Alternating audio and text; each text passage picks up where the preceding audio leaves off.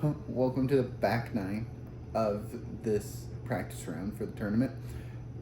If you watched the front nine, you know that it's the day after the tournament where I'm recording this part in my garage right now, real fast. And so I just wanted to say thank you for clicking back onto the back nine, and I will catch you on the course. And after we look at this, and after we look at the scorecards and all those fun things, and kind of what that looks like. Starting here in hole one, we have a double mando right off the pop. It's 275. It does play slightly downhill. 275 par 3, double mando. Yeah, we're just trying to get down there. We're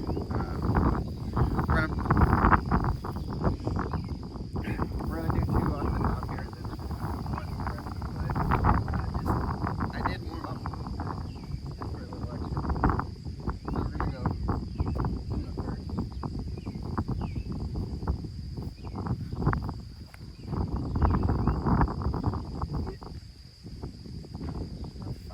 It's down there. It's not great, but it's down there. That's the important part.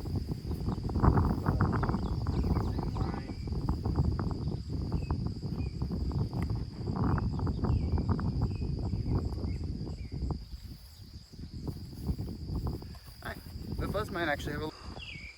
So there's our Luna. Just a little... From there, it's just a little pitch up for par. Let's see if we can find the buzz. I pulled the buzz a little bit. But, oh, there it is. It's not that bad.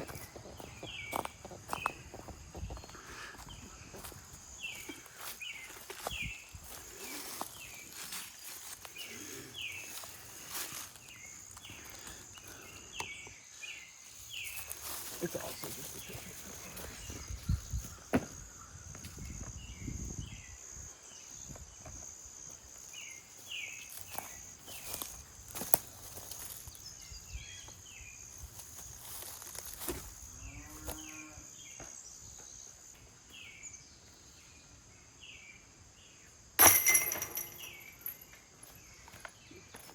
Starting off with par. Not bad. Here's another par 3 out here. It is an island hole, and so everything tall grass and short. Actually, everything outside the wood line. So we'll say outside the wood line is safe, or outside the wood line is hazard. Inside the wood line is safe. So I know a lot of people take this left side gap on like a forehand or whatever. I'm gonna take my captain's rafter and throw it on the right side with just a hyzer.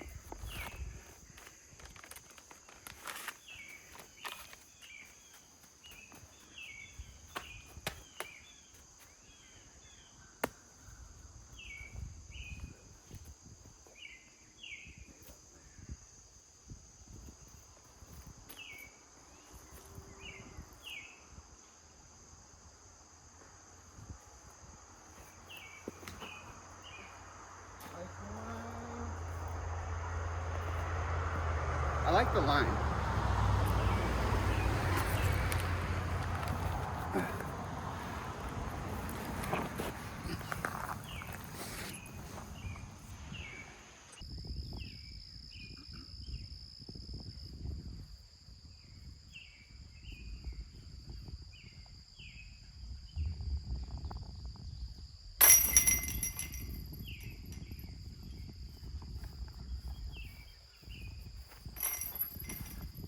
So 1 under through 2 is an amazing start for out here, I feel like. I know some people will get 1. A lot of people will get 2. And so moving on to the next one, this is a spot where I could easily just throw a mid and an upshot, but I'm gonna throw my tournament plays. Like, I'm out here trying to figure out on a given day, this is how I'm gonna score. And so moving on to hole 3 here, let's see what happens.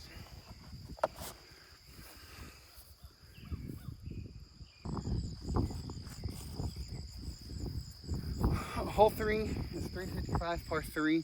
OB, tall grass, OB, tall grass. The woods are safe. Great if you have a big forehand. For me though, it's gonna be an onyx on a turnover line. And let's just see how it goes this morning.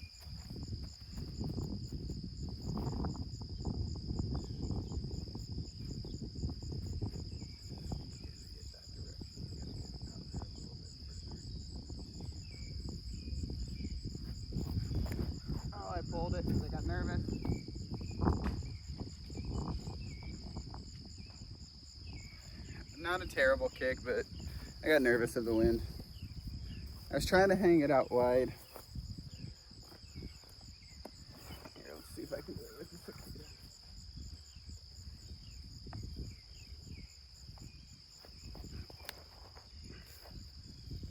That's the line I was looking for with my onyx.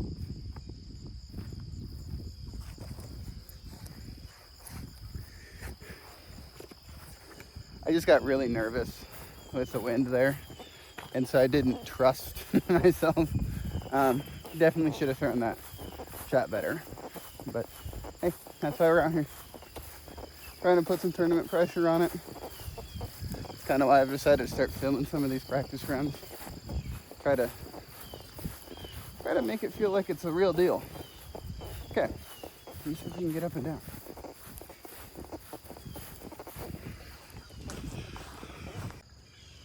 So the basket is right in these cluster of trees right about there that we're aiming for. That big tree is kind of my thought.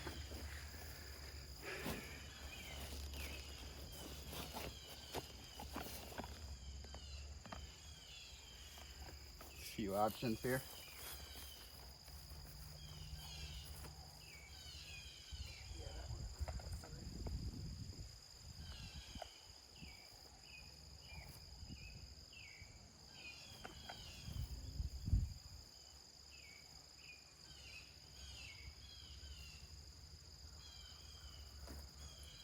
Oh, that's about right here. We went OB on our upshot. Really probably just, I don't know. Did we get too aggressive? Maybe. Is this now for bogey instead of par? Definitely. The mistake is to make it, like if you're going OB, it's not the mistake to make. So like in a tournament, if I'm not feeling that shot, I'm probably gonna take a buzz, MD3, whatever, like wind dependent, and just throw it right down to here, because you gotta make this for a bogey. I don't even have a line.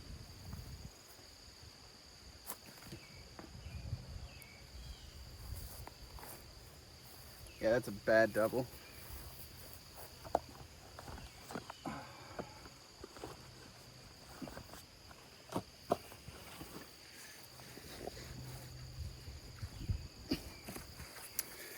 Not that there's any good doubles in this game, but here's my cicada.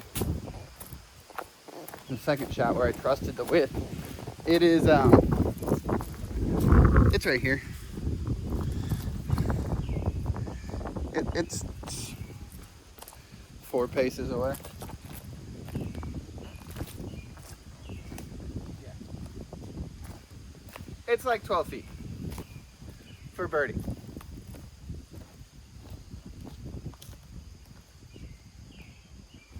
Cicada putt.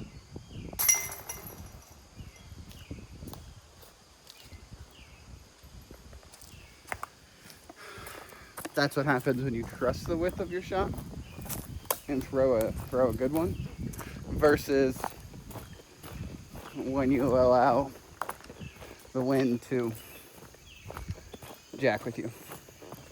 Oh, dropped a couple strokes there. Back to 1 over through the first 3, which again, not a horrible place to be, just not the place you really want to be.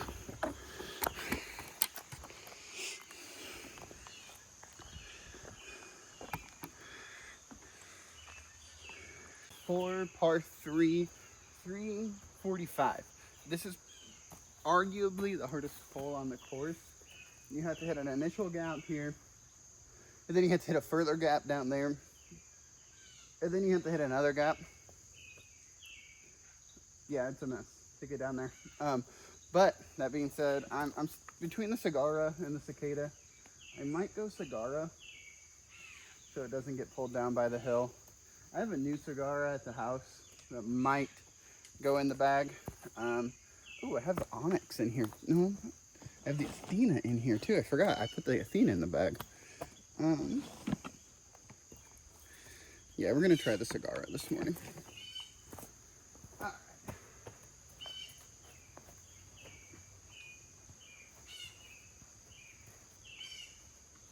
I don't know if you can see it on here, but there's a little branch about right here-ish. Nope, over here. Right about there-ish. That I'm trying to hit.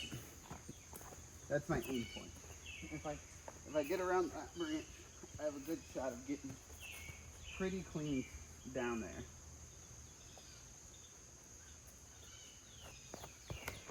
Oh, I've yanked it.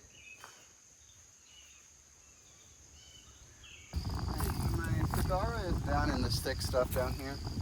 And from here, like my goal is to just get a bogey.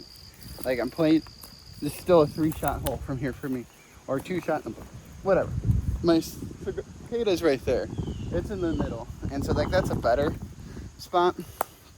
But I'm gonna leave you up here while I climb my way down there.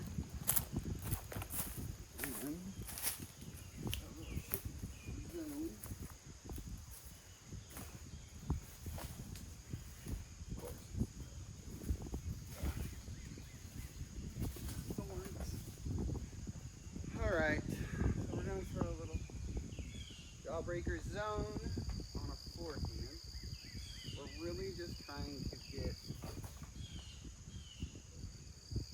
actually we're gonna go Luna. We're just gonna flick it, try to get back to the middle here and get up and down.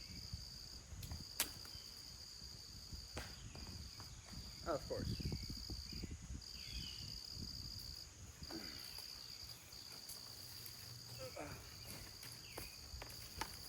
Of course.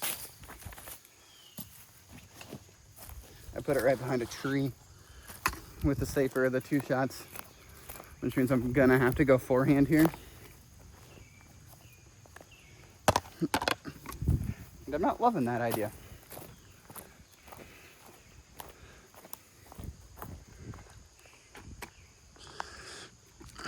So there we go, and there's our shot. Gonna keep rolling here.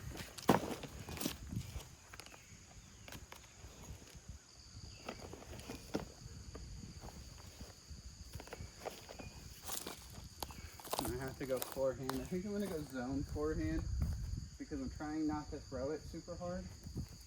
I mean, I could technically go backhand with the zone too.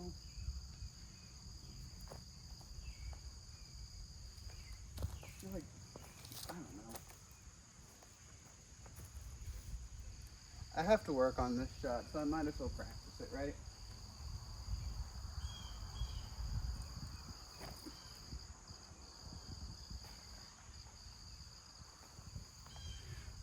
It didn't go too bad.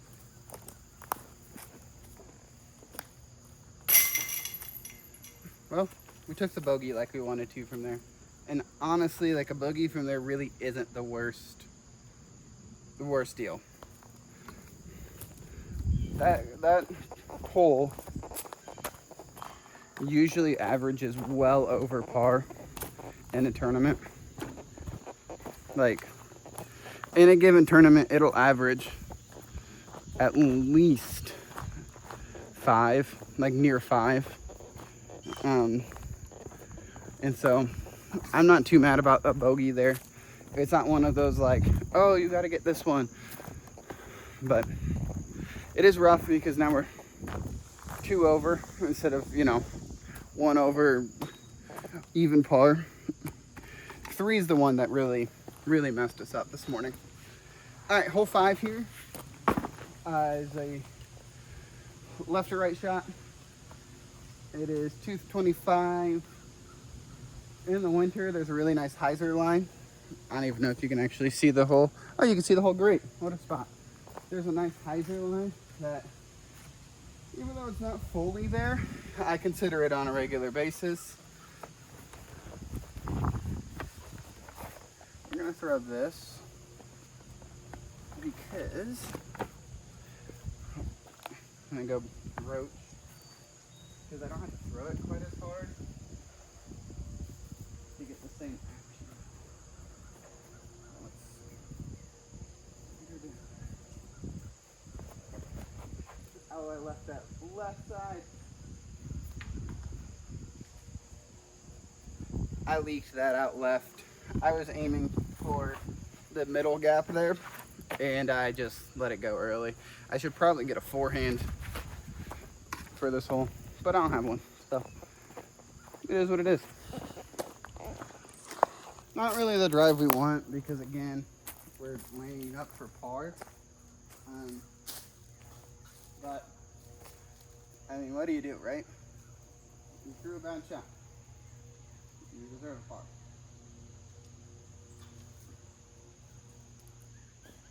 Ooh, okay.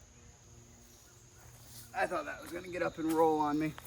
It looked like it for a second.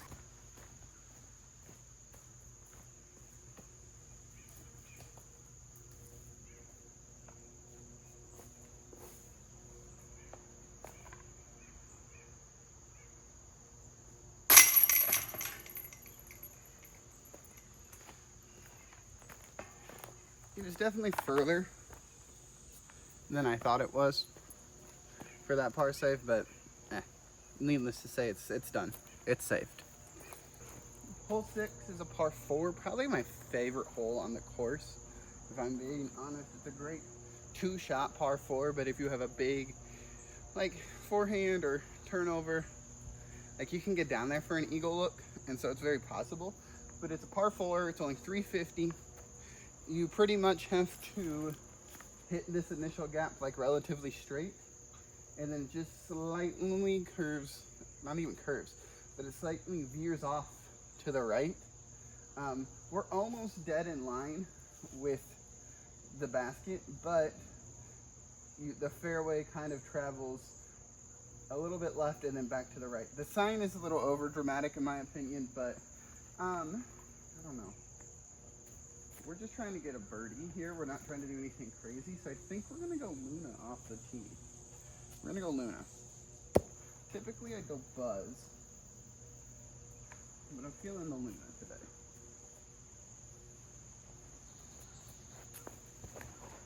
Ooh, I let it go early.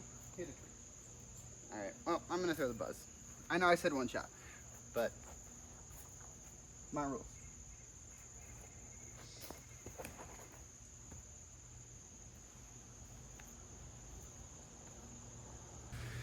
So here's our Luna, right there. The Buzz is just about right up here. You can kind of see it under my finger. It's in the first cut. Like, it's in a great spot. Fantastic spot. Here,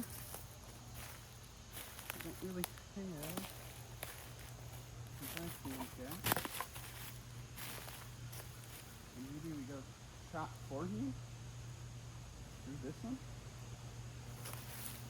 Maybe go like captain's reactor. Forehand? Question mark?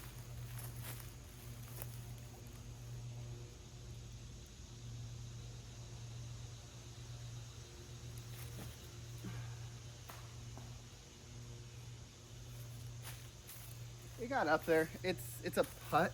It's not a great putt, but it's a putt. Probably should have gone with our first instinct. Probably should have thrown the Buzz right off the bat. Just for reference, here's the Buzz, and I'm going to tell you the Buzz is a jump putt for me. I would jump putt this.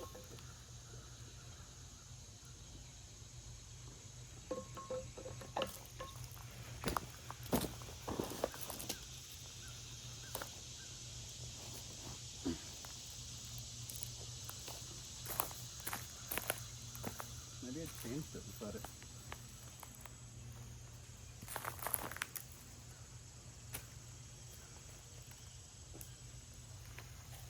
Just kidding, I wouldn't jump putt it, I'd stand still putt it. All right, so this is our actual lie on straddle for the birdie look. But here we go.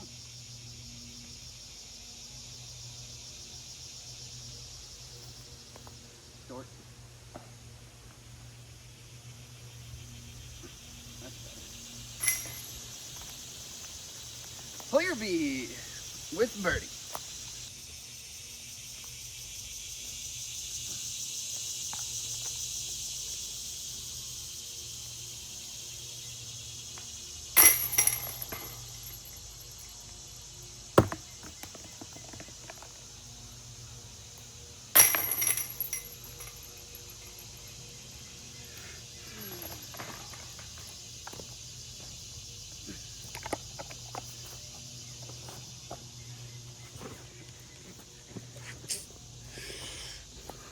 Step up, save the par.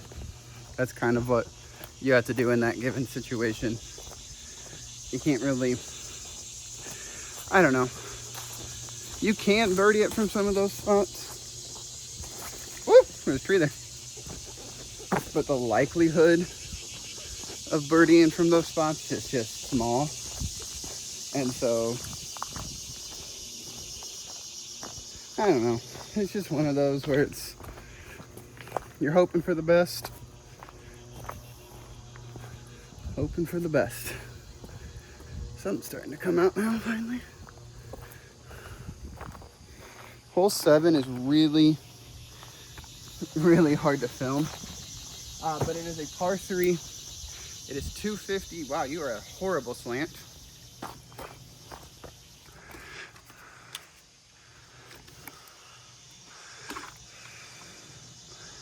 That's a better at least. Par 3, 250. It plays out and then to the left a little bit. That big bushy stuff, depending on the tournament, can be considered OB. But this is one of those bush shots. Kind of got to hug the inside.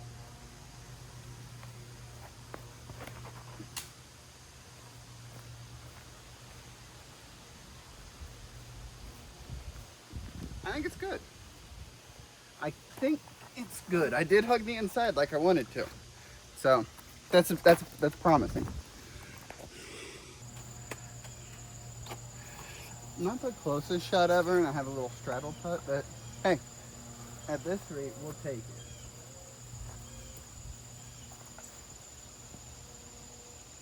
Actually, we can stagger this.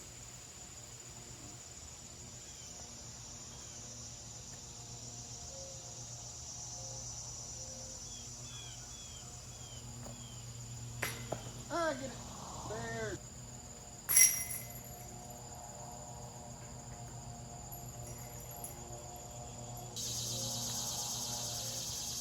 Definitely not a par that we want to take.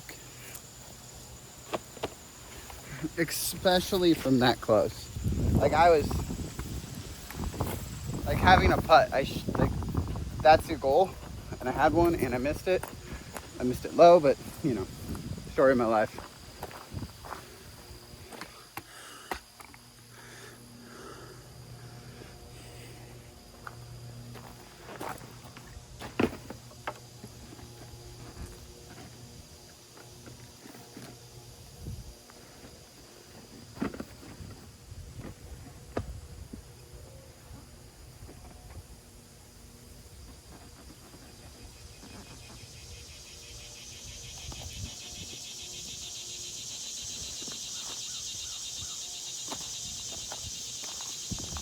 Hole 8, par 4. This is probably another like signature hole on the course. There's a triple Mando down there that you got to do. OB right? Yeah, OB right, hazard left. We're throwing into a headwind today, so I don't know what I'm gonna do. Really, it's 5:45. I have an Onyx and my Athena out right now.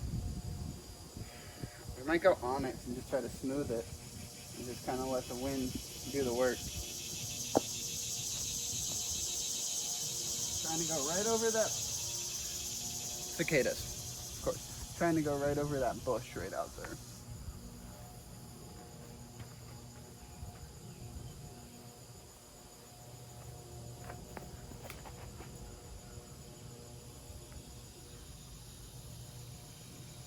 The goal here is to get to the Mando pretty much and get up and down for a 5. I'm gonna go roach, kind of at that left side of the Mando. I think it's gonna turn just slightly.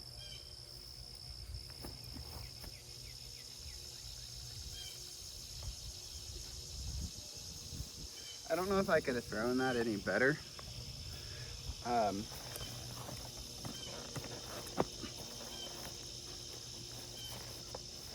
It was dang risky though.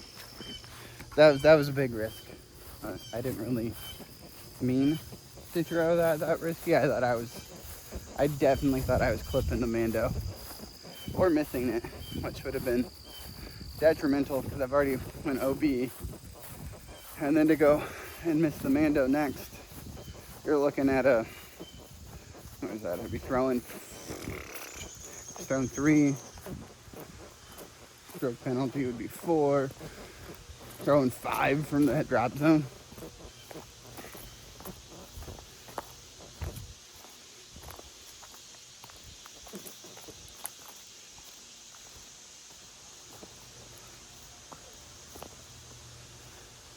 I'm gonna be very honest though, I'm not even really sure where that landed. I heard it hit a tree, but I don't really know where. All right, I'll be right back. Well, this is a new spot for me. This is the tee pad of hole 9.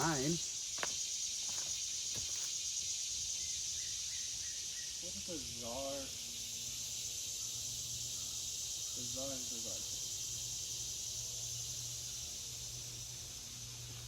I gotta say, this is probably not.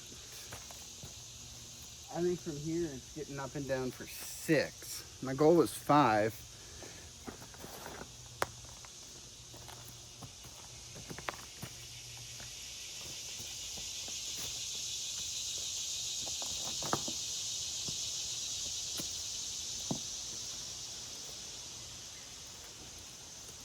Yeah, I think 6 is the best we're gonna be able to do from here.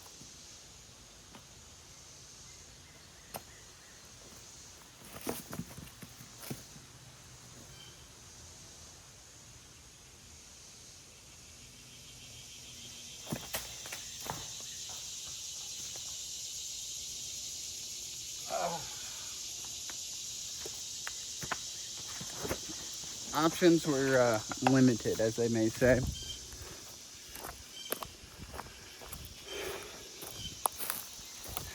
I knew I needed to make some forward progress just to give myself a chance at 6.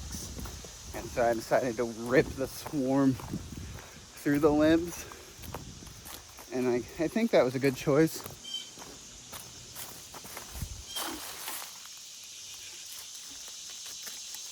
Leaves me with this here.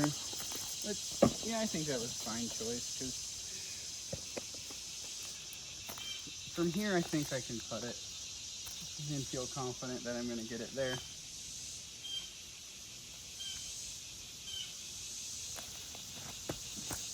Not if you don't turn it. Long look at the 6.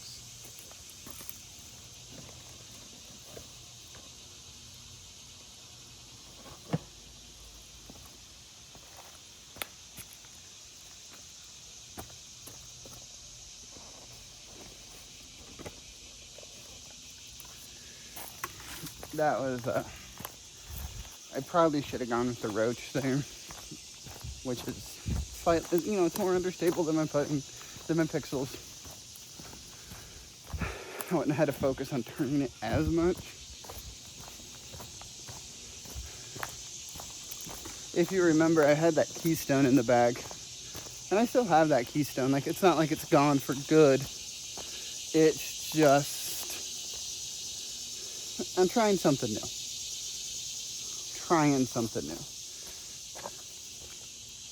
I'm not really even sure where that one landed. Oh, it's right there. I'm gonna put you on the other side of the basket. See if I can knock this long look down for a double bogey.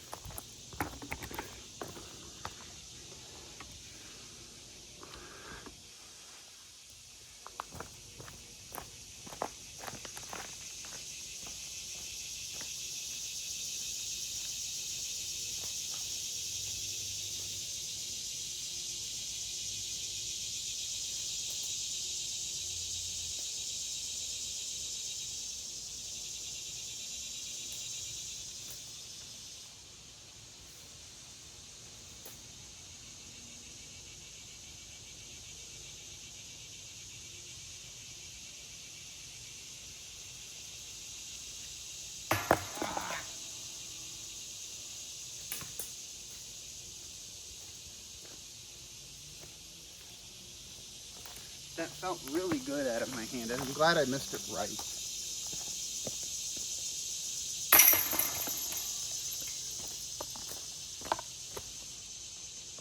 All right, on to hole 9. After a triple bogey on hole 8. Hole 9, par 3, 165. After that abysmal hole 8, we're in a 6 over par.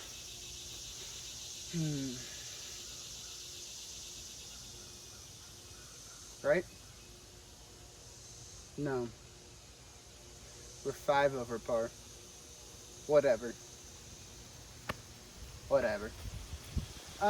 Turnover line, forehand. I'm going to throw the turnover. I'll either throw the Luna or the Roach here. We're probably going to go Luna. It's my confidence one.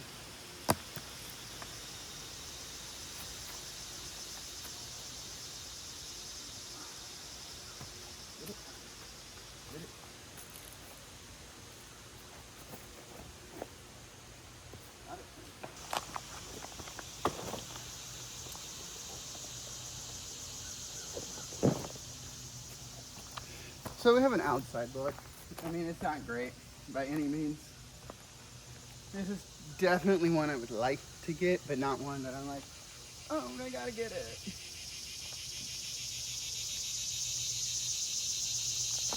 Ugh. Nice layup. Didn't even give it a chance. Nothing like the classic, let's give it a run, but really lay it up.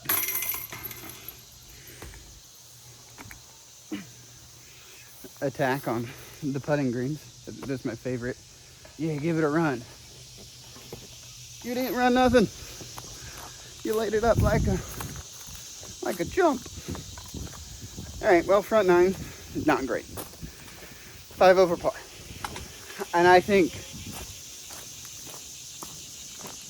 for me personally, the front 9's the scoring 9.